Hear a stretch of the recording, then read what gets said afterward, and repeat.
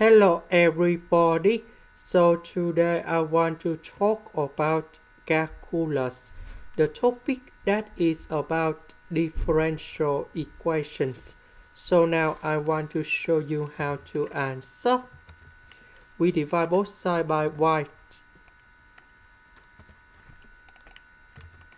Next, the s and s I will put on the right.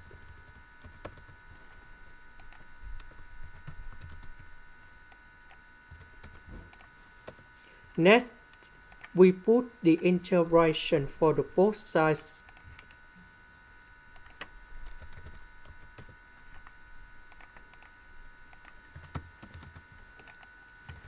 Next, the integration of this one, we have y squared over number 2.